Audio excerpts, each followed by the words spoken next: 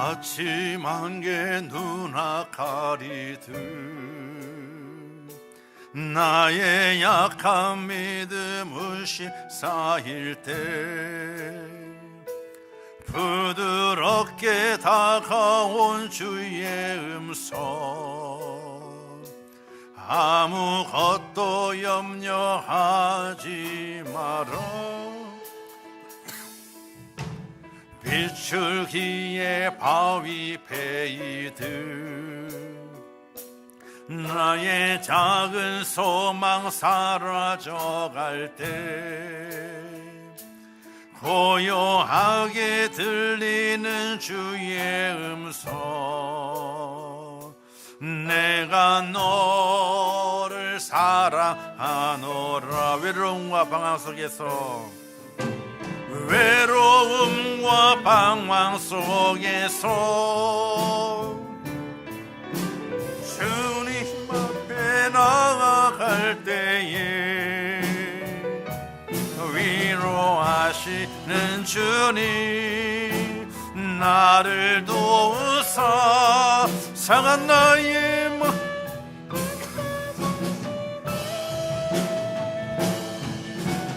십자가의 보혈로서 주의 크신 사랑 알게 하셨네 주님께 감사하리라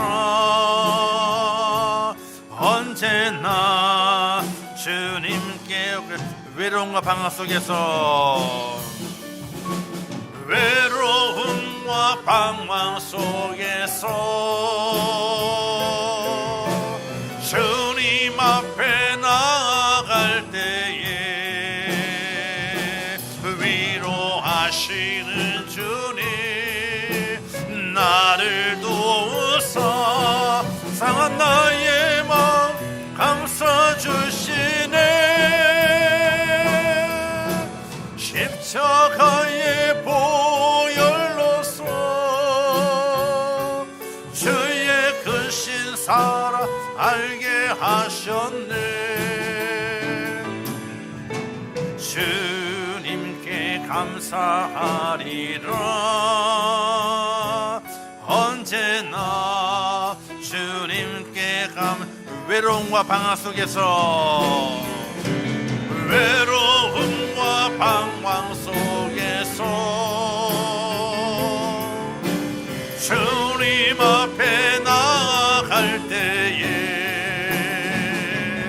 위로하시는 주님 나를 도우사 상한 나의 마음 감싸 주시네 십자가의 보혈로서 주의 크신 사랑 알게 하셨네 주님께 감사하리라 언제나 주님께 감사해 아멘 할렐루야 우리 그럼에도 불구하고 마음에 어려움이 있을 때 찬양드리겠습니다.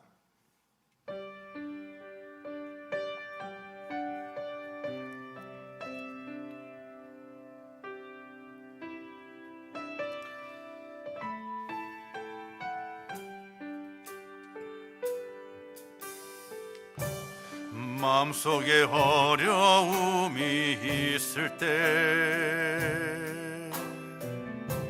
마음속에 어려움이 있을 때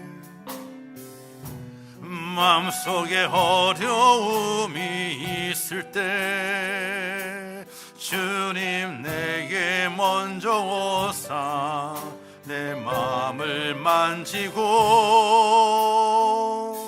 주님 앞에 나올 수 없을 때 주님 앞에 나올 수 없을 때 주님 앞에 나올 수 없을 때 주님 나 먼저 안으시네. 그럼에도 불구하고 날 사랑하시는 내 하나님의 사랑을 나의 모든 걸 덮고, 그럼에도 불구하고 날 안아주시는 내 하나님을 부를 때 아버지라 부르죠. 그럼에도 불구하고 날 사랑하시는 내 하나님의 사랑을 나의 모든 걸 덮고, 그럼에도 불구하고 날 안아주시는 내 하나님을 부를 때 아버지라 마음속에 어려움이 있을 때, 마음속에 어려움이 있을 때, 마음속에 어려움이 있을 때, 마음속에 어려움이 있을 때, 주님 내게 먼저 오사 내 마음을 만지고, 주님 앞에 나올 수 없을 때, 주님 앞에 나올 수 없을 때, 주님 앞에 나올 수 없을 때, 주님 날 먼저 안으시네. 그럼에도 불구하고 날 사랑하시는 내 하나님의 사랑을 나의 모든 걸 덮고, 그럼에도 불구하고 날 안아주시는 내 하나님을 부를 때 아버지라 부르죠. 그럼에도 불구하고 날 사랑하시는 내 하나님의 사랑은,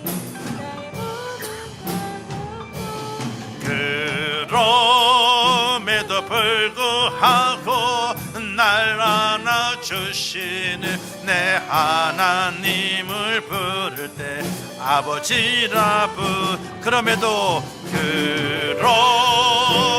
불구하고 날 사랑하시는 내 하나님의 사랑을 나의 모든 걸 덮고, 그럼에도 불구하고 날 안아주시는 내 하나님을 부를 때 아버지라 부르죠.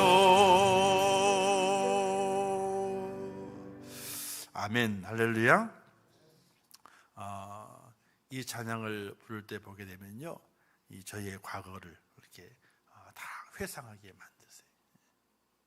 어떤 가사에서 그럼에도 불구하고, 우리가 사실 하나님 앞에 그럼에도 불구하고 하나님을 사랑하고, 그럼에도 불구하고 감사하고, 그럼에도 불구하고 충성하고 이렇게 나가야 될 믿음의 신앙의 모습이 있어야 되는데, 근데 반대로 하나님께서 그렇게 해주셨다는 거예요. 그래서 저의 인생을 쫙 돌아보게 되면요, 야, 정말 그럼에도 불구하고 하나님의 나를 구원하셨고, 그럼에도 불구하고 하나님께서 주의 종으로 부르시고 사용하시는구나 하는 그런 은혜의 회상을 너무나 이 가사를 통해서 할 때가 많이 있어요. 하나님 앞에 나올 수 없을 때가 많거든요. 주님 앞에 설 수 없는 죄인의 몸이 되는 경우가 너무나 많이 있거든요. 근데 그럼에도 불구하고 하나님께서 우리를 부르셨다는 거예요. 우리를 택하셨다는 거예요. 그리고 우리를 사용하신다는 거예요. 이게 얼마나 감사한 일인가. 정말로 내가 도리 하나님 앞에, 하나님 구원시켜 주신 것이 감사해서 내 환경이 어렵고 힘들어도 그럼에도 불구하고 하나님 사랑합니다, 감사합니다, 이렇게 해야 되는데 하나님이 먼저 내게 그렇게 하셨다는 거예요. 선택받을 만한 자격도 안 되고 하나님의 거룩하신 은혜를 받을 만한 거룩한 그릇도 아니고 똑똑하고 뭔가 있고 아무 자격 조건이 되지 않음에도 불구하고 하나님께서 나를 사랑하셨고 내 부족함을 덮으셨고 그리고 나를 꼭 안아주시게 되는 하나님의 은혜를 느끼게 될 때에 우리는 사실은 몸둘 바를 모르는 거예요. 몸둘 바를. 저는 그렇습니다. 과거가 없는 사람이 어디 있겠습니까? 과거가 다 있죠.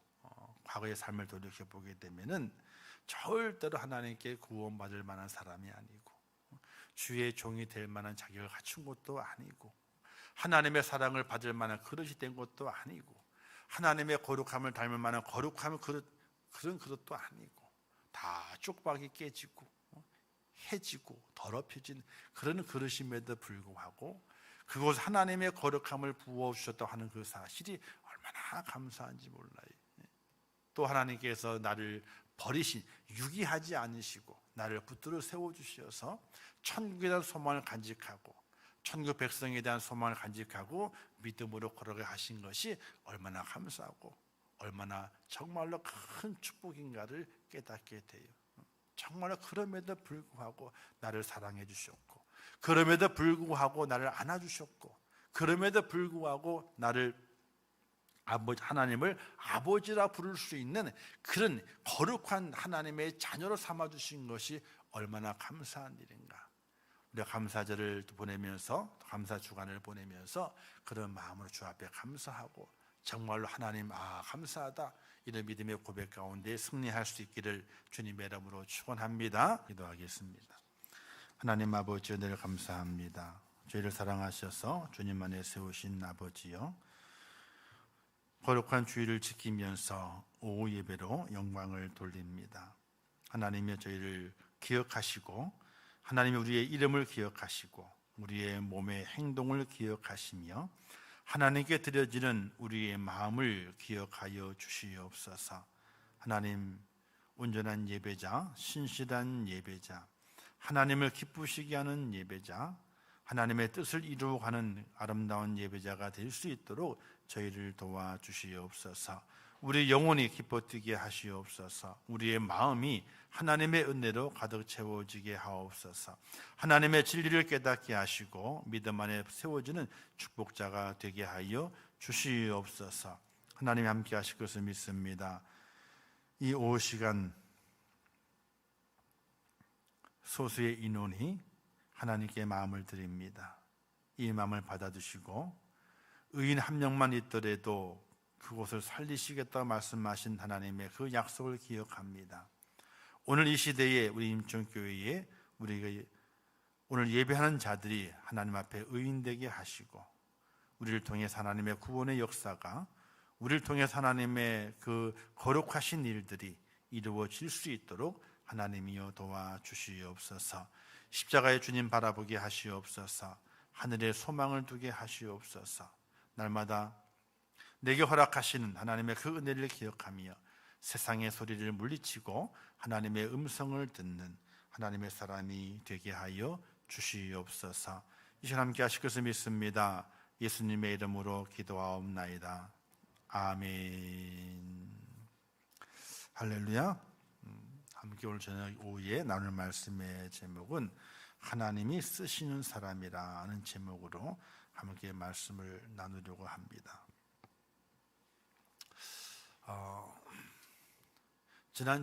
지난주간에 이제 우리 본당 들어온 본당이죠. 로비 들어온 입구에 이제 나무를 세워서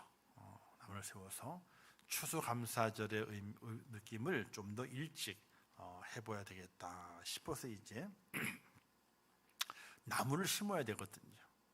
나무에 단풍나무도 열리고 있고 잎도 피고 잎도 있고 그리고 이제 과일도 달고 이렇게 하지. 나무가 필요한 거예요. 나무를 어디서 구하나? 그래서 가짜 나무를 살려고 그랬더니 이파리가 단풍이 아니라 파랗게 녹색으로 다 되는 그런 가짜 나무는 팔아요. 근데 가짜 나무 값이 좀 큰 걸 하려고 그랬더니 값이 뭐 15만 원, 20만 원을 갔냐. 그 나무 한 그루만. 가짜 나무가 진짜 나무도 아니고 가짜 나무가. 그래서 그 나무의 모양을 보면서 뭘로 했나 봐가지고 이제 우리 주변에서 나무를 찾고 이파리는 없으니까 이파리만 사자. 그래서 이파리를 먼저 주문했어요.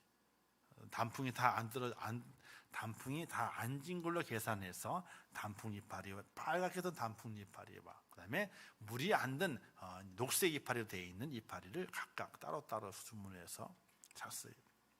그리고 나무를 구해야 되잖아요. 어디서 나무를 구하나? 산에 가서 뽑아와야 되나? 베와야 되나? 근데 대략 길이를 재보게 되니까 적어도 나무 가지 끝이 한 2m는 더 올라가야 돼요. 그래야지 뭔가 폼이 나는 거지. 좀만 갖다 놔봐야 사람의 걸리적거리만 하고 아무 폼도 안 나겠는 거예요. 그래서 우리 주변에 이쪽에 나무가 있지. 그래서 주변 나무를 세세히 살폈어요. 근데 여기 어떤 나무가 있어요? 나무 종류 2가지밖에 없어. 요 울타리에. 하나는 큰 소나무인데 소나무는 벨 수가 있어야지. 그걸 베면 안 되잖아요. 그러고 있는 나무가 뭐냐면요, 제대로 된 나무가 아카시아 나무예요. 그런데 아카시아 나무 가만히 보게 되니 아카시아 나무가 지멋대로 자랐네 이게. 그래서 아카시아 나무는요 아무리 좋아도 제목으로는 쓸 수가 없어요. 지멋대로 자라가지고. 그래서 어떤 거는 굵은 게 있고 어떤 가는 게 있고 유심히 살펴보는데 마음에 드는 제목이 없는 거예요. 그러든지 어떻게 해요? 계속 살폈죠. 여기서밖에 구할 데가 없다. 여기서밖에. 딴 데서 배우자니 어떻게 싣고 올 것이며. 또 남이 보게 되면 그건 안 되잖아요. 그래서 여기 울타리 거는 우리 것도 아니고 저 사람 것도 아니에요. 이 안에 그는 일단은. 그래서 또 아카시아 나무는 베버리는 게 좋아 이거는요. 빨리빨리. 이거는 다른 나무를 다 죽이는 나무거든요. 그래서 가만히 살펴보다가 쭉. 저기 우리 이제 그 공원 쪽으로 가는 가기 입구 초입에 보게 되니까 나무가 있는 가지가 뻗었는데 저 가지 뻗은 게 내가 설치하려고 했던 그 지역을 그 구석에 딱 들어가면 가지가 좀 딱 뻗어가겠다 이런 모양이 잡혀 있는 게 있어요. 그래서 숯불을 해쳐 들어가 가지고 이제 톱으로 썼어. 밑에 있는 쓸모없는 가지는 다 쳐버리고 위에 것만 남긴 다음에 이제 건너편으로 어떻게든 끌고 왔어. 넘겼어요.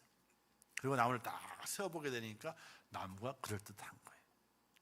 그래서 벽 쪽에 붙이는 거는 다 가지를 크게 잘라버리고 나머지 것들은 그래도 가지를 좀 더 풍성하게 하기 위해서는 가짜 가지를 또 붙여야 되겠다 싶어서 잘라냈던 그 가지를 다듬어 가지고 딱 이제 못으로 고정을 시키고 밴드를 붙여가지고 이제 가지를 한 2개 정도 더 만들게 되니까 나무가 그럴듯하게 된 거예요. 뭔가 하나를 하더라도 거기에 맞는 가지가 사방팔방 잘 뻗쳐 있다 할지라도 우리 건물 속에 설치해야 되는 그 구석에는 한쪽엔 가지가 없어야 돼요. 한쪽에만 가지가 뻗어 있어야 되거든. 아무리 좋은 나무가 있다 할지라도 내가 지금 세워야 할 그곳에는 좋은 나무가 필요한 것이 아니야. 한쪽에는 가지가 없어야 돼. 그리고 한쪽은 가지가 어떻게 길게 뻗어 있어야 되는 거예요.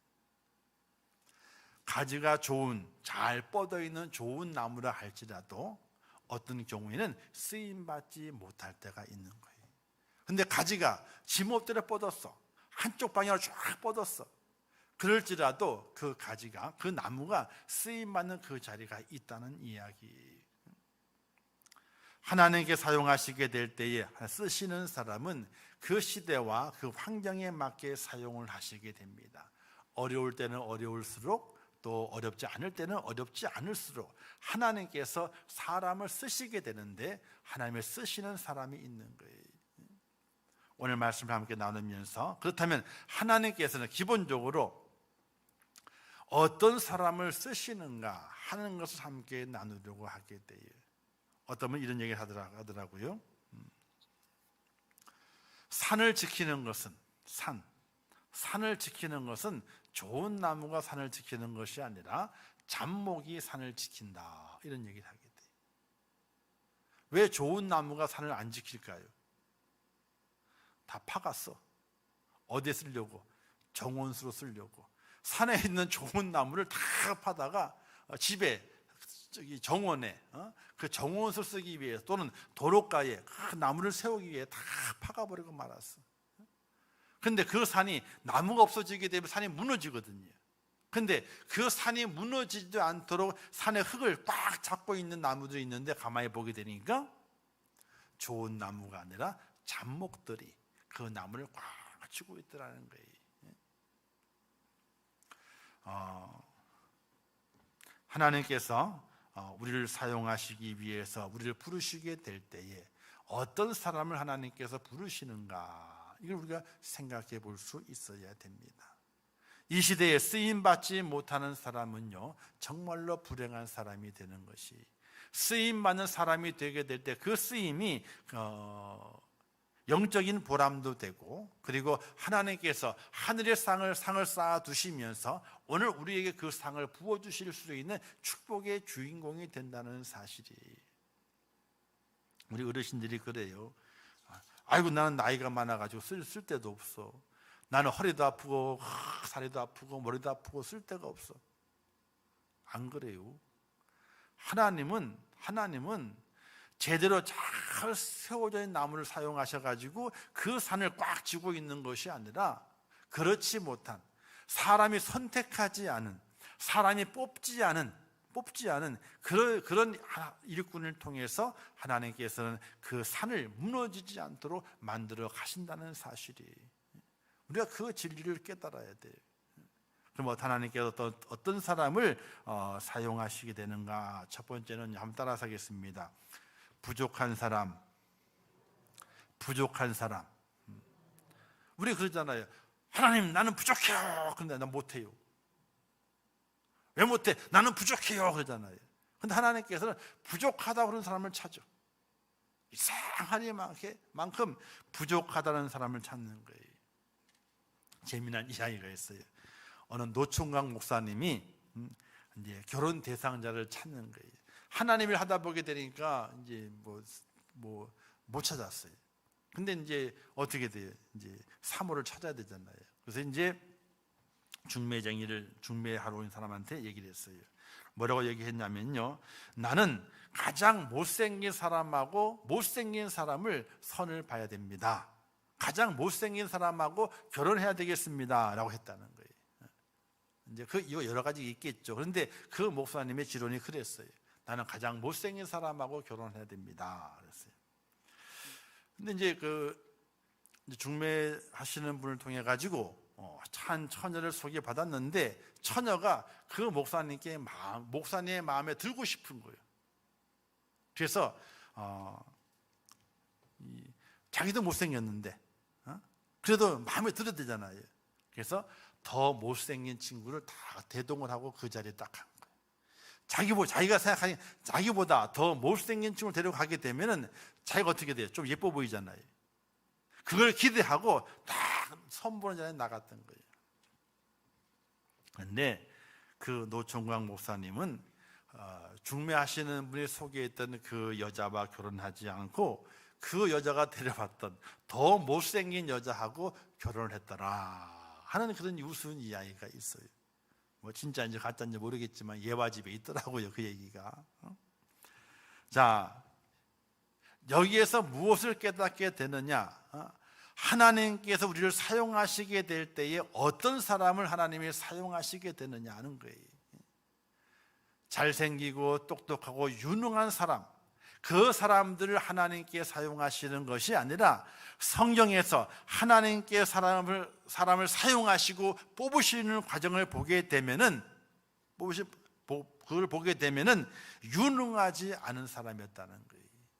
부족한 사람이었다는 거예요. 부족한 사람.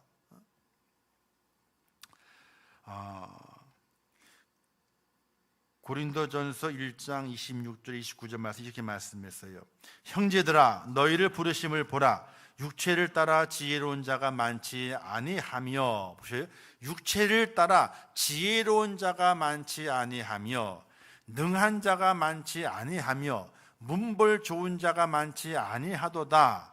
그러나 하나님께서 세상에 미련한 것들을 택하사 지혜 있는 자들을 부끄럽게 하려 하시고, 세상에 약한 것들을 택하사 강한 것들을 부끄럽게 하려 하시며, 하나님께서 세상에 천한 것들과 멸시받는 것들과 없는 것들을 택하사 있는 것들을 폐하려 하시나니, 이는 아무 육체도 하나님 앞에서 자랑하지 못하게 하려 하심이라. 이렇게 말씀하셨어요. 하나님께서 사람 일꾼을 부르시는 선택의 기준이 뭐냐는 거예요. 잘남이 아니라는 거예요. 유능함이 아니라는 거예요. 도리어 문벌도 좋지 아니하고, 능력도 많지 않고 지혜롭지도 않아요. 도리어 세상 사람들에게 천하게 여김 받아요. 멸시받는 사람들이에요. 근데 하나님께서 그들을 택하셔가지고 하나님의 일꾼으로 삼으신다는 거예요. 근데 여기에는 깊은 뜻이 있어요. 부족한 면을 보고 택하신다고 했지만은 정말로 부족하기 때문에 택한 것도 있어요. 그러나 하나님께서는 그 사람을 보시게 될 때에 무엇을 보시느냐? 하나님 앞에 자랑하지 않는 사람, 하나님보다 더 높아지려 않는 사람, 또 사람 앞에 더 높아지려 하지 않는 사람, 겸손하고 낮아지려는 사람을 하나님께 택하셔가지고 하나님의 귀한 일꾼으로 사용하신다는 거예요. 즉 교만하지 않는 거죠. 겸손한 사람인 것입니다. 예수님께서 제자를 택하셔가 다니시게 될 때에 제자들을 혼내시는 경우가 몇 번 있었습니다. 니들이 뭐하냐? 그러면서 혼내시는 경우가 있습니다. 무엇 혼냈느냐? 예수님은 열심히 일하시게 되는데 제자들은 뒤에 따라가면서 이렇게 하는 거예요. 야, 주님의 나라가 임하게 되면은 왕궁이 세워질 것인데 그 왕궁에 들어가 가지고 누가 먼저가 될 것 같으냐? 누가 먼저가 될 것 같아? 베드로도 거들었을 겁니다. 야, 내가 먼저지 마. 내가 먼저지. 또 요한은 안 그랬을까요? 야고보는 안 그랬을까요? 빌립은 안 그랬을까요? 서로가 그것이 뭐가 논쟁이 되었다 그랬어. 논쟁이, 다툼이 되었다는 거예요. 아니면 주님을 보좌하고 복음을 전하고 사람들에게 주님의 예수 메시아 되심을 증거해야 될 그 제자들이 주님과 함께 따라다니면서 영광을 보게 될 때에 그들이 서로 싸우는 겁니다. 우리 예수님이 왕이 되시게 되면은 누가 그분을 보좌하지? 제일 옆에서. 이때 주님 말씀 뭐라고 말씀하시게 됩니까? 너희가 섬김을 받으려 하느냐? 그럼 너희가 섬기는 자가 되고, 너가 높아지려느냐? 너희는 낮아지는 자가 되리라. 이렇게 말씀하시게 돼요. 그래서 책망하시게 된 거예요. 오늘 우리 하나님께서 택하시는 사람들 보게 되는 부족한 면을 보시고 택하시게 돼요. 그래서 시작은 미약하지만은 나중은 창대케 되리라 하는 그 말씀이, 시작은 부족하지만은 그 부족한 그 모습 가운데서 겸손하고 낮아지고 섬기는 그 자세를 간직하며 달려가게 될 때에 하나님께서 그 사람을 그곳을 사용하셔가지고 하나님의 큰 영광을 드러낼 수 있는 축복의 일꾼으로 삼으신다는 것을 의미하게 되는 것이, 오늘 본문에 나와 있는 제자들은 어떤 사람들입니까? 그들은 어부였어요. 그 당시에 어부는요 그렇게 지식 있는 사람이 아니었습니다. 단지 살아가면서 고기만 많이 잡으면 돼요. 큰 꿈도 없어요. 그냥 고기만 많이 잡으면 돼. 고기 잡는 일에는 그들이 지혜가 있었지만은 세상적으로는 발시받는 사람들이었어요. 발시받는 사람들. 하나님께서는 그들을 택하신다는 거예요. 왜? 그들 속에서 우리 주님께서 뭘 보셨느냐? 겸손을 보신 거예요. 베드로가 뭐라 그럽니까? 주여 나를 떠나소서. 그 다음에 뭐라 그랬죠? 나는 죄인으로소이다. 예수님께서 그 베드로에게 죄를 물으신 것이 아니었어요. 그냥 고기가 안 잡혔는데 고기를 많이 잡도록 만들어 주었어요. 그 사건을 그가 바라보면서 주 앞에 엎드려 말하기를, 주여 나를 떠나소서. 나는 죄인입니다. 이런 고백을 드렸어요. 자기가 부족함을 알고 부족함을 주님께 보여드린 거예요. 사랑하는 성도 여러분, 오늘 우리가 땅에 살아가면서 지식이 높아지고 또 여러 가지 세상이 요구하는 조건이 많이 높아질 수 있습니다. 그러나 하나님께서는 그것을 보고 그 사람을 사용하시는 것이 아니라 얼마나 부족함을 깨닫고 하나님 앞에 겸손하게 서 있는가를 보시고 그를 사용하신다는 사실입니다. 그래서 벼는 익을수록 머리를 숙인다. 머리가 숙여졌을 때에 그 벼를 뱁니다. 머리가 숙여지지 않은 벼는요 절대로 베질 않습니다. 왜? 아직 안 익었거든요. 알이 벼달이 되지 않았거든요. 그러나 더 다 차서 무거워지게 되면은 벼가 고기를 숙입니다. 그때야 추수해서 곡간에 들이게 됩니다. 하나님을 사용하시는 일꾼도 바로 부족한 면이 보이게 될 때에, 겸손한 모습이 있게 될 때에 하나님께서 사용하신다는 사실을 믿으시기를 주님의 이름으로 축원합니다. 그리고 두 번째는요, 하나님께서 쓰시는 사람은요 부지런해야 돼요. 부지런해야 돼. 옛날에 이 시골 분 사시는 분들이 참 부지런했어요. 일을 몇 번 하냐면요, 일을 3번 나가시게 되는데 아침 해가 돋으면 벌써 일 나가세요. 아침밥을 먹기 전에. 아침밥을 먹고 나가시는 것이 아니라 해가 뜨면 일 보러 나가시요. 그리고 함석으로 일을 해놓은 다음에 그리고 들어와서 아침을 먹어요. 그리고 이제 또 일을 또 나가셔. 점심 먹고 또 일을 나가시고 이렇게 일을 하셨어요. 아침 먹기도 전에 이른 아침에 일하러 나가시는 거예요. 부지런했어요. 얼마나 부지런한지 몰라요. 근데 그들은 그 부지런함 속에서 피곤하지 않았어요. 왜냐하면 해가 떨어지면 뭐해요? 해가 떨어지면 잤어. 해가 떨어지면 자는 거예요. 그리고 일찍 일어나가 일을 나가시고. 그러니까 피곤하지 않았어요. 요즘 왜 피곤합니까? 해가 떨어져도 안 자요. 꼭두 새벽에 들도 안 자. 그리고 새벽에 일어나가 아침 일어나가 가려니까 얼마나 피곤한지 몰라. 그렇잖아요. 자, 어쨌든 하나님께서는 어떤 사람을 쓰시게 되느냐, 부지런하는 사람을 쓰시게 되는데 오늘 말씀에 16절에 보게 되니까 시몬과 그 형제 안드레가 바다에서 금을 던지는 것을 보시게 됩니다. 고기 잡는 분들은요 밤중에 나가시더라고. 밤중에 나가는 이유가 뭐냐면요, 밤에 그물을 쳐요. 이렇게 오후 늦게 그물을 쳐요. 나가서 치면 고기가 밤과 새벽 사이에 돌아다니면서 그물에 걸린대요. 그리고 아침에 그물을 걷어들인다는 거예요.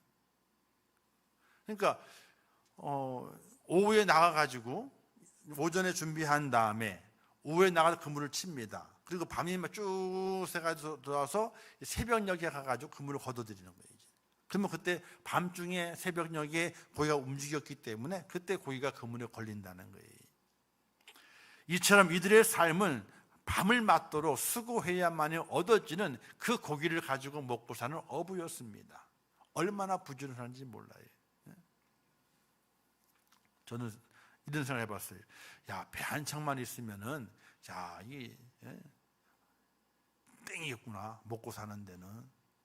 근데 가끔 이제 배를 가지고 운행하시는 분들의 어부의 생활을 이렇게 한 내용들을 볼 수가 있어요. 근데 그분이 하시는 말씀이 자기도 그렇대요. 배 한 척만 내 것으로 만들게 되면 뭐 돈을 많이 벌겠구나 이런 생각을 하고 있었는데 그게 아니라는 거예요. 바다에 나갈 때마다 다 만선되게 된 부자가 되겠는데 어떤 때는 기름값도 못 건진대. 어떤 때는 기름값을 고사하고 함께 데리고 나갔던 일꾼들이 일당도 못 준대.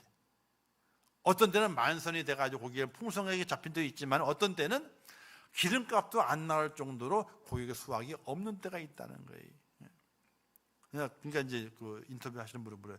그러면 어떻게 살아요? 그랬더니 아이고 자연에 맡기는 거죠. 뭐 많이 잡을 때가 있어 많이 잡고 적게 잡을 때 적게 잡고 이렇게 사는 거예요. 그렇게 얘기를 해요. 날마다 만선이면 갑부 안 될 사람이 없다는 거지. 근데 그게 안 된다는 그게. 근데 그것만 돈이 들어가는 것이 아니라 그물을 갖고 내렸으면요 그물을 다 손질해야 된다는 거예요. 그게 누구 몫이냐? 식구들의 몫, 식구들. 다 식구들이 와가지고 그물을 다 손질하는 거예요. 다 털어내야 되고 손질해야지 그 다음에 또 그물을 또 칠 수가 있잖아요.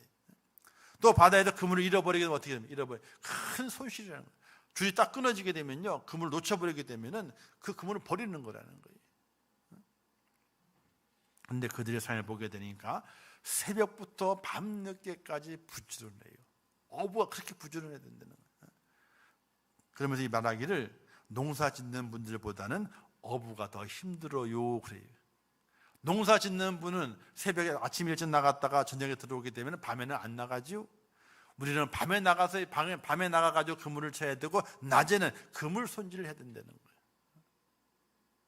그리고 농사 짓는 분들은 수확이 얼마나 될런지를 눈으로 봐서 안 되는 거예요. 대충 안 되는 거예요. 근데 자기들은 알 수가 없다는 거예요. 바닷속을 알 수가 없다는 거예요. 어군 탐지가 있지만 바닷속을 모른다는 거예요. 모르면서 그물을 친대. 뭘 기대하고? 많이 잡힐 걸 기대하고. 근데 걷어보게 되면 고기가 얼마 없대. 그러면 그 실망감이 엄청나다는 거예요. 기대치가 있는데 기대치에 못 미쳤으니까. 그러면 하시는 말씀이 그래도 농사 짓는 분들이 훨씬 나요. 고기 잡는 사람들보다 위험하지는 않죠. 1년에 한두 차례는 죽을 고비를 넘긴대. 자, 이처럼 고기 잡는 분들은요, 모든 것을 다 무릅쓰고 열심히 부지런하는 사람들이 예수님은 그 부지런함을 아신 거예요. 그래서 부지런하게 일하고 있는 그들을 우리 주님께서 부르시겠다는 사실입니다. 엘리사가 부름 받을 때도 열왕기상 19장에 보게 되면요, 12겨리 소를 앞세워서 열심히 밭을 갈고 있을 때에 하나님께서 엘리사를 부르시게 돼요. 또 여호수아를 모세의 그 다음 지도자 세우시게 될 때에 모세의 수종을 들면서 얼마나 열심히 모세를 수종을 들며 열심히 일했는가를 승인을 볼 수 있게 됩니다. 또한 아모스도 뽕나무를 재배하면서 열심히 농사짓던 사람이었습니다. 부족함이 많을지라도 최소한 부지런한 사람을 하나님께서 사용하신다는 거예요. 하나님의 교회에서 임하는 일꾼들을 보게 되면 부지런해야 되는 거예요. 가정일도 돌봐야 되죠. 직장일도 봐야 되죠. 또 교회일도 돌봐야 되죠. 부지런함이 없으면요, 감당할 수가 없는 거예요. 하나님께서는 부지런한 자를 사용하시게 되는데, 그렇게 부르는 그 종을 뭐라고 부르시게 되느냐? 착하고 충성된 종아라고 부르시고, 하나님께서 그를 축복하시며 이 시대별로 귀하게 쓰시는 하나님의 일꾼으로 세워 가신다는 사실이. 근데 이것이 있습니다. 일꾼을 썼을 때는 일당을 줘야 돼요, 안 줘야 돼요? 줘야 돼요. 일을 시켰으면. 하나님도 마찬가지. 하나님도 일을 시키셨으면요, 그 일에 맞게 일당을 주시게 돼 있어요. 근데 그 일을 함에 있어서 어떻게 일을 해야 되느냐? 즐거움으로 부지런히 일을 해야 돼요. 즐거움으로 부지런히 일을 해야 돼요. 무조건 부지런히 한다고 좋은 것이 아니에요. 인상을 찡그려 가면서 부지런하는 것은요, 별로 도움이 되질 않아요. 즐거운 기쁨으로 부지런해야 돼요. 그래야 주인의 눈에 딱 띄어서 저가 착하고 충성된 종이구나 라고 딱 찍으시고 돈 될 만한 일을 만났을 때 그를 딱 쓰시게 되는 거예요. 할렐루야. 그게 있거든요.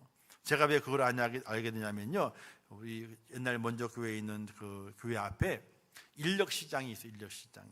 그래서 저기 그 사무실에 있는데 거기서 사람을 수급하게 해요. 그래서 우리가 그쪽 교회도 사람을 미장 쓰실 분이 있어가지고 그쪽에 일꾼을 한 명 이제 섭외해가지고 구한 적이 있는데, 우리는 모르니까 누구 한번 추천을 해달라고 부탁을 하게 돼요. 그래서 어떤 사람을, 젊은 사람을 할까요? 나이 든 사람을 물어요. 아니, 그러지 마시고 소장님이 보시기에 제일 좋은 사람을 추천해 주세요. 그러니까 그러면 이 사람을 추천할게 딱 추천해 줬어. 얼마나 힘든 일도 웃으면서 하는지 몰라. 이렇게 해달라면 이렇게 해주고 저렇게 저렇게 해주고. 그 미장하시는 분들이 그 곤조가 있거든요. 자기 마음대로 해야 되는 거지, 이렇게 해라 저렇게 막 시키면 어떻게 돼요? 짜증내가지고 에이 안 해 하고 집어치고 간다고. 그런 사람이 많아요. 근데 아이고 요거는 이렇게 좀 틀어주세요, 요거 이렇게 해주세요. 그러면 알았다. 해놨는데 요거 좀 고쳐달라고 하면 또 고쳐줘. 일도 잘하지만 그 일을 하게 될 때 웃으면서 일을 하게 웃으면. 그래서 그 소장님이 선택해 준 사람이 이렇게 그 사람의 눈에도 이런 사람이 좋게 보이는구나. 좋게 보이는구나. 이걸 느끼게 돼요. 그럼 하나님 보시게 될 때 어떤 사람이 좋게 느껴질까요? 그 부지런해야 되죠.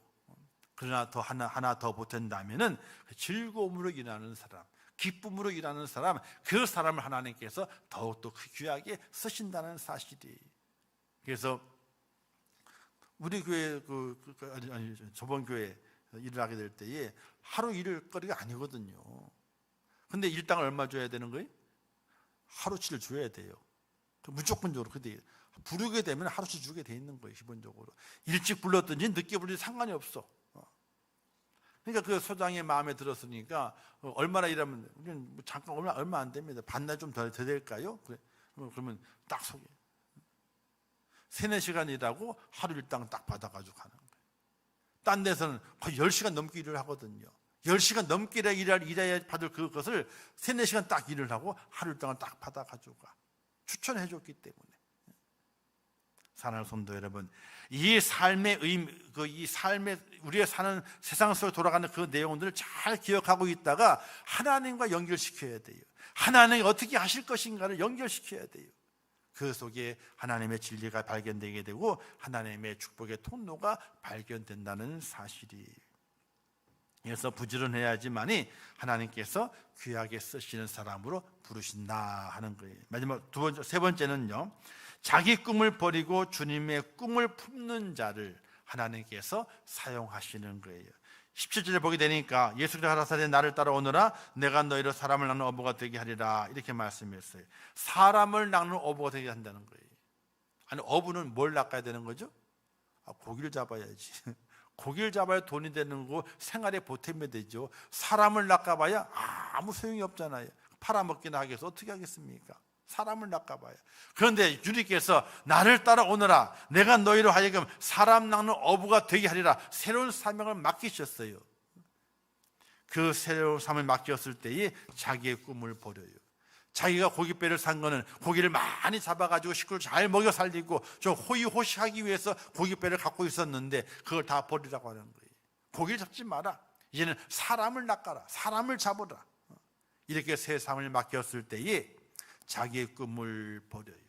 새로운 비전, 하나님의 그 비전을 마음에 품어요. 하나님께서 그렇게 하나님의 꿈을 마음에 품은 자를 사용하신다는 사실이. 오늘 우리의 삶의 모습이 있습니다. 생활에 터전이 있게 되죠. 직장도 있고 사업도 있습니다. 열심히 돈도 벌어야 됩니다. 일을 해야 됩니다. 안 할 수는 없습니다. 근데 지금까지는 내가 그것을 돈을 벌어가지고 돈을 구해서 내가 이렇게 하겠다고 살았지만은 이제 예수 그리스도 믿고 하나님의 사람이 되었을 때는 내가 그것을 가지고 다른 것을 해보리라 이런 생각을 가져야 되는 거예요. 하나님의 비전, 하나님의 꿈을 꿀 수 있는 그런 은혜가 오늘 우리 속에 있어져야 되는 것이. 하나님께서 아브라함을 부르시게 될 때 비전을 주었고 여호수아에도 마찬가지였습니다. 그들의 비전은 뭐냐면 약속의 땅이었습니다. 약속의 땅을 너희에게 주겠다 이렇게 말씀하시게 됐죠. 꿈이 없는 사람은 인생을 허비하는 사람입니다. 꿈이 없는 사람은 소금기둥과 같이 돼버리고 맙니다. 자기도 가지 않고 남도 가지 못하게 만들게 됩니다. 그 사람은 일꾼이 될 수가 없고 일꾼이라도 모든 일을 스톱시키는 사람이 될 수밖에 없습니다. 꿈을 가져야 돼요. 소망을 가져야 돼요. 또 사명을 가져야 돼요. 새 사명을 내가 무장시켜져 있어야 돼요. 내 생각이 바뀌어져 있어야 돼요. 그래야지만 앞으로 전진하게 됩니다. 그것이 없으면요, 롯의 소금기둥이 된 것처럼 그만 그 자리에 꼼짝없이 스톱이 됐게 되는 그런 인생으로 전락해 갈 수밖에 없는 것이. 양쪽으로만 커지는 것을 우리는 바라보고 있습니다. 그것이 문제가 아닙니다. 많아지는 것이 문제가 아니에요. 커지는 것이 문제가 아니에요. 어떤 사명을 가지고 달려가느냐, 이것이 문제가 되는 거예요. 하나님의 일을 위해서 나의 것을 포기할 수 있는, 나의 꿈을 포기할 수 있는 그 비전을 가진 사람이 하나님의 큰 일꾼이 되고 하나님의 사랑 가운데서 큰 일을 이루는 주인공의 모습으로 세워진다는 사실을 믿을 수 있기를 주님의 이름으로 축원합니다. 그래서 나의 꿈을 버리는 거예요. 하나님의 꿈을 실현해 가는 거예요. 근데 이렇게 생각할 수 있습니다. 내 꿈을 버리게 되면 나는 어떻게 살라고? 나는 어떻게 살라고? 근데 우리 주님께서 말씀하셨지 않습니까? 너희는 먼저 그의 나라와 그의 의를 구하라. 그리하면 이 모든 것이 너희에게 더하시리라. 이렇게 말씀했거든요. 나의 꿈을 포기하고 하나님의 꿈을 쫓아가게 될 때에 그때 하나님께서 오늘 우리의 삶에 필요한 것들, 먹고 마시고 입고 쓸 모든 것들을 어떻게 한다? 더하시리라. 그 위에 더하시리라. 하나님의 꿈을 이루는 곳에 내가 너에게 더해 주겠다라고 말씀하시게 돼요. 하나님 우리로 하여금 굶어 죽게 하시는 분이 아니에요. 가난에 찌들게 하시는 분이 아니에요. 병들어 가지고 고통 당하시는 분이 아니에요. 그 속에서도 하나님의 비전을 품고 믿음을 허락하게 될 때에 내가 너의 모든 삶에 이것들도 더해 주리라. 이렇게 약속하신 그 약속의 말씀이 있어요. 우리는 그 약속의 말씀을 우리의 마음에 품고 하나님 제가 꿈꿨던 꿈을 버리고 하나님의 꿈을 쫓아가겠습니다. 그의 나라와 그의 의를 위해서 내 시간을 드리고 내 생명을 드리고 내 물질을 드리고 내 삶을 드리겠습니다 라는 믿음의 고백을 세워져 있게 될 때에 우리에게 기적이 일어나게 되는 거예요. 이적이 나타나게 되는 거예요. 사람이 생각할 수 없는 그 일들이 우리의 삶 속에 펼쳐지게 되는 것이. 그런데 우리는 그걸 안 믿죠. 믿음이 있다고 하지만 그것을 안 믿습니다. 아니 조금 믿어요. 조금 믿어요. 주님 뭐라고 말씀하시게 되느냐? 믿음이 적은 자여 왜 의심하였느냐? 이렇게 말씀하십니다. 이 말씀을 듣지 않고 나의 꿈을 버리고 하나님의 꿈을 쫓아갈 수 있는 믿음의 축복자 꼭 되시기를 주님의 이름으로 축원합니다. 마지막에는 말씀을 순종하고 따라갔습니다. 말씀에 순종하는 자를 하나님께서 사용하신다는 겁니다. 주님께서 나와 함께 가자 부르시게 될 때에 그들은 그물을 버렸습니다. 그리고 아버지와도 작별했습니다. 아버지를 다른 어부에게 맡기고 나는 간다라고 주님의 뒤를 쫓았습니다. 주님의 그 말씀에 온전히 순종했습니다. 믿음의 사람으로 사명을 감당하는 것은 쉬운 일이 아닙니다. 참으로 귀한 일이지만요 쉬운 일은 아닙니다.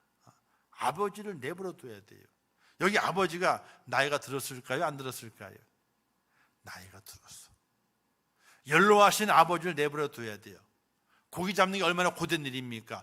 고된 일을 하는 그 아버지를 내버려 두고 주님을 쫓아가게 되는 거예요. 이게 얼마나 힘든 일이겠습니까? 얼마나 고통이겠습니까? 그러나 고난과 고통과 마음 아픔을 지도하고 주의 말씀에 순종하게 될 때에 하나님께서 그 모든 일들을 책임지시는 믿으시기를 주님의 이름으로 축원합니다. 그래서 우리가 살아가도록 안에 온전한 말씀에 순종하는 자세가 우리에게 필요하게 되는 것입니다. 주님이 이렇게 말씀하지 않습니까? 내가 수양의 기름이나 넓적다리 고기를 좋아하는 줄 아느냐? 좋아하는 줄 아느냐? 근데 그걸 좋아하지 않는다는 건 아닙니다. 제사 드리게 될 때에 그런 기름과 그런 넓적다리를 사용해서 제사를 드렸기 때문에 그 제사를 받으십니다. 근데 내가 그걸 좋아하는 줄 아느냐? 그걸 드리는 마음의 자세를 좋아하는 것이지, 순종의 그 자세를 좋아하는 것이지. 여러분, 예배를 드리게 될 때에 아무 예배 드리면 되지 뭐. 예배 시간에 앉아 있고 그냥 뭐 찬양하면 찬양하고 그러면 되지 뭐. 그렇죠. 그게 예배 드리는 모습이라고 말할 수는 있습니다. 근데 하나님께서 아이고 고맙다, 아이고 고맙다, 칭찬하시는 예배의 자세는 아니라는 거예요. 하나님의 말씀을 정말 들으면서 그 말씀 순종하겠다는 믿음의 다짐과 그리고 그 말씀이 내 삶의 진리가 되고 내 영의 양식이 된다고 하는 그런 큰 믿음의 고백 가운데서 우리가 예배하고 찬양하고 기도하지 않으면은 하나님께서 우리가 드리는 그 예배를 받지도 않으실 뿐더러 잘했다라고 칭찬도 하시지 않는다는 사실이, 어느 예배든 마찬가지. 하나님의 이름으로 드리는 모든 예배는 어떤 마음이 있어야 되느냐? 그 속에 하나님의 말씀에 순종하는 그 자세가 그 속에 심어져 있지 않으면은 그 모든 것은 아무 쓸데가 없다는 사실이. 그렇잖아요. 자녀들이 부모를 공경한다 그럽니다. 근데 돈으로 공경해버리고 마음은 없습니다. 그럼 어떻습니까? 내가 죽을 날 다가오는데 돈이 뭔 소용이 있고 뭐가 필요 있어? 너가 부모의 마음을 알아주는 것, 그게 가장 필요한데 마음은 먼데 있고, 그러면 그 부모는요 가슴을 치는 거거든요. 가슴을 치는 거예요.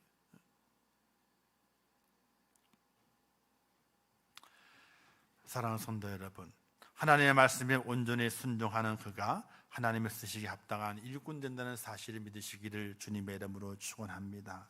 하나님의 뜻이 어디에 있는지, 하나님의 생각이 어디에 있는지 그것을 잘 살펴볼 수 있어야 됩니다.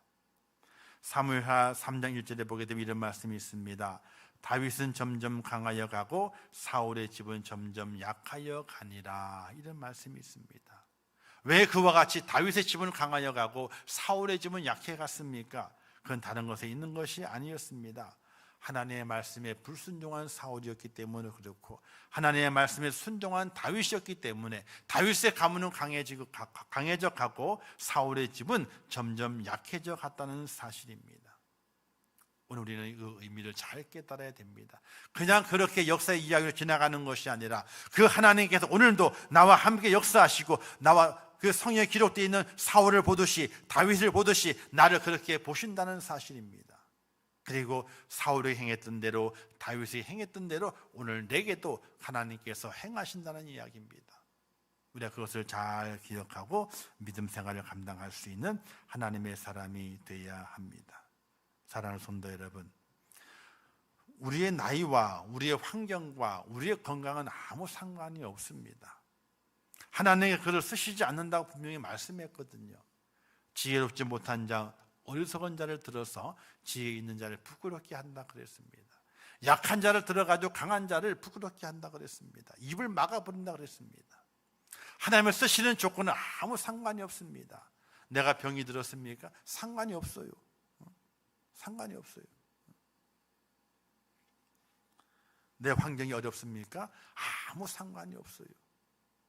하나님께서 글을 쓰셔서 하나님의 순종하지 못하는 자들을 더 부끄럽게 하시는 그 날이 온다는 거예요.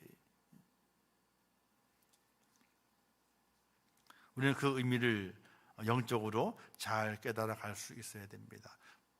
건강하지 말라는 거 아니에요. 일부러 아프라는 것이 아닙니다. 일부러 가난하게 되라는 것이 아니에요. 일부러 못 배운 자가 되라는 것이 아니에요.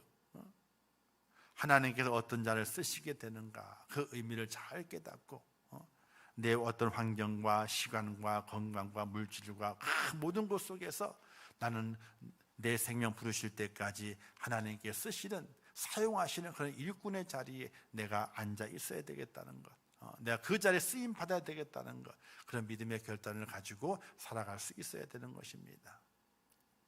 여기 뒤에 공원 있잖아요. 지난 5월달 이제 우리가 이제 코로나 때문에 이제 교회가 뭐 그냥 한 달 가까이 그냥 뭐 관리가 안 됐지 않습니까? 저도 와도 뭐 관리도 못하고 힘들어서.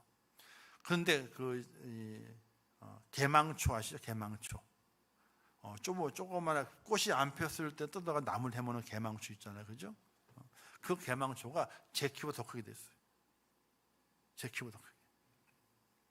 김성환 집사님하고 그거 베어내고 뽑아내느라고 그냥 막 하여튼 맨날 며칠을 그냥 막 너무 크니까 아니면 이게 짐도 많고 다 뽑아냈어요. 다 뽑아냈더니 개망초는 없어졌거든요. 없어진 자리에 딴 잡풀이 또 생겨. 딴 잡풀이. 그래서 화가 나가지고 저기 농약상에 가가지고 제초제를 샀어요. 가지고 다 뿌렸어. 뿌리는 그 순간에 놨던 건 죽어 또. 근데 또 딴 잡풀이 또 살아나. 그 자리를 메꾸는 거예요. 하나가 없어지니까 또 메꾸고, 없어지면 또 메꾸고, 또 메꾸는 거예요. 이게 자연의 섭리예요. 자연의 섭리. 이걸 바라며 이렇게 생각했습니다. 하나님께서 우리를 사용하시게 될 때 언제든지 그 시간대에 내가 쓰임 받아야 되겠구나. 나를 사용하지 아니하시면 내가 쓰임 받지 못하는 그 자리에 누군가가 대신 쓰임 받아가지고 내가 놓친 복을 그가 차지해 가겠구나, 이런 생각이 들어요. 그러니까 우리는요, 몸이 아프다고 아니에요. 형편이 어떻다고 아니에요. 하나님께 내 생명을 부르시기 전까지,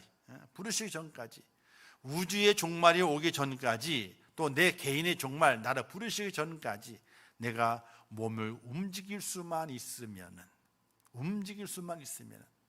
하나님의 교회에 엎드려서 기도하고, 하나님 전에 올라와서 주의 전을 아름답게 만들고, 주의 전을 돌보고 가꾸고 사랑할 수 있는 그런 은혜로움이 오늘 우리에게 있어지게 될 때에, 그가 바로 하나님의 쓰시는 일꾼이고, 하나님 마지막 때에 옛다 하고 착하고 충성된 종아, 너가 작은 일에 충성했으니 내가 너에게 큰 것으로 보답하마, 이렇게 말씀하시는 축복의 주인공이 된다는 사실을 믿을 수 있기를 주님의 이름으로 축원합니다. 그런 믿음을 가지고 가는 거예요. 그런 소망을 가지고 가는 거예요. 오늘의 말씀을 꼭 기억하시면서 제자들을 부르시게 될 때 제자들이 다 갖춰 있는 제자들이 아니었습니다. 부족한 건 투성이었고 주님께 책망받는 건 투성이었습니다. 그러나 주님께서는 세상의 기준으로 그를 보고 뽑으신 것이 아니라 영적인 눈으로 보시고, 그들의 부족함을 보시고 뽑으셨고, 그들의 부지런한 모습을 보고 뽑으셨고, 그들이 자기 꿈을 버리고 주님의 꿈을 쫓는 그 순종의 모습을 보고 부르셨고, 모든 말씀에 순종하는 그들의 믿음의 그 모습을 보시고 그들을 사용하신 것처럼 오늘 우리도 사용하시게 될 때에 그런 은혜와 그런 축복으로 우리를 부르시고 쓰시기를 원하신다는 사실을 믿을 수 있기를 주님의 이름으로 축원합니다. 쓰임받는 자에게 하늘의 영광이 있습니다. 기억하시고 늘 쓰임받는 자리를 마다하지 마시고 몸이 부서져라. 사람을 위해서 부서지는 것이 아니라 하나님을 위해서 내가 부서져라, 내가 충성하겠다는 그런 믿음의 고백을 가지고 주 앞에 한번 세워져 보시길 바랍니다. 하나님께 어떻게 갚으시는지, 내 기도에 어떻게 응답하시는지, 내 아픔과 내 고통 속에 어떻게 하나님께서 응답해 가시는지, 그것을 귀한 은혜의 자리를 보시면서 승리하시기를 주님의 이름으로 축원합니다. 기도하겠습니다. 좋으신 아버지 하나님, 은혜를 감사합니다. 오늘도 귀한 말씀을 주셨습니다. 잘 깨닫게 하옵소서. 하나님의 주의 사랑 가운데 승리케 도와주시옵소서. 하나님의 말씀으로 쓰임받는 귀한 일꾼 되게 하시고 하나님의 쓰시는 그 자리에 온전히 설 수 있도록 저희를 도와주시옵소서. 예수님의 이름으로 기도하옵나이다. 아멘. 지금은 우리 주 예수 그리스도의 은혜와 하나님 아버지의 크신 사랑하심과 성령님의 감화 감동하시고 위로하시며 축복하신 은혜가 오늘 거룩한 주일을 오후 예배까지 온전히 성수 주일을 하면서 하나님께 쓰임받는 귀한 일꾼의 모습을 갖추어 하나님의 부르심 앞에 순종하여 주님 오실 때까지, 또 부르실 때까지 충성 봉사하다가 하늘의 큰 상을 누리고 영광의 주인공으로 우뚝 세워지기를 원하는 우리 임종교회 모든 순도들 머리 위에와 그들의 가정과 일터와 생업과 자녀들과 미래의 모든 소원들 위에, 또 세계 속에 복음을 증거하시는 선교사들과 그들의 사역 위에 이제부터 영원토록 함께 있을지어다. 아멘.